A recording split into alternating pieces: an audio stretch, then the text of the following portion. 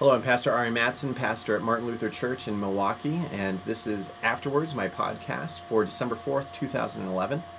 This past weekend on December 4th, I preached on Mark 1, verses 1 through 8, the beginning of the good news of Jesus Christ. And in my sermon, I talked a lot about wilderness and how God is one who comes and finds us in that wilderness, those difficult times in our lives. But a great part of this text of Mark that I didn't talk about, that was brought to my attention by one of the resources I use for preparing my sermons, is that very first sentence of it, the beginning of the good news of Jesus Christ.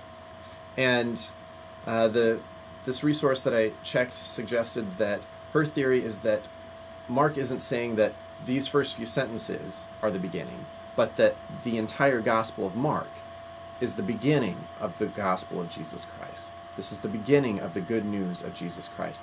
And that the continuation, the rest of the story, is what we as the church do, what we as Christians do. That our lives are part of the gospel of Jesus Christ, the good news that is shared with the world.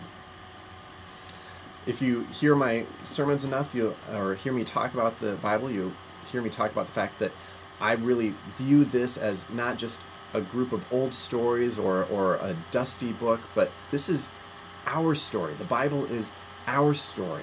And all the things and the stories that we find in it are about the struggles and the joys and all of that we still experience today.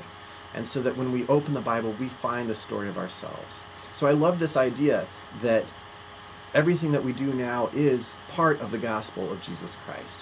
That Mark is only the beginning, and that what the church continues to do now, 2,000 years later, is a continuation of the good news of Jesus Christ.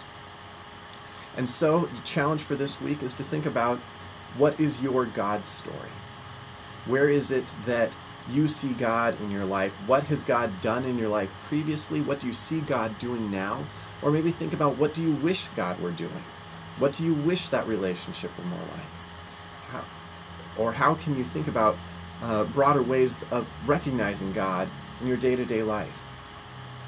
Once you've thought of some stuff, I'd invite you to talk about that with your family or your friends or people close to you, and hear their God stories, and figure out how we are a part of this, the continuing good news of Jesus Christ, the living Christ who is risen and will come again into our lives.